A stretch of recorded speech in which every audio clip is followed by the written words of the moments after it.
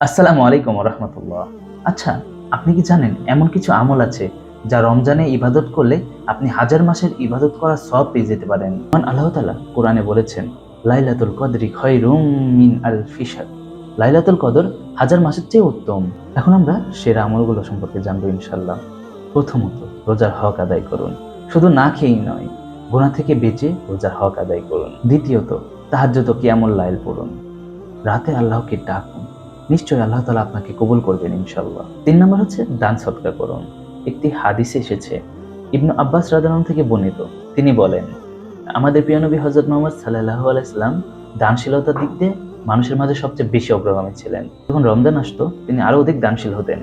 ৪ নম্বর হচ্ছে বেশি বেশি ইস্তেগফার করা।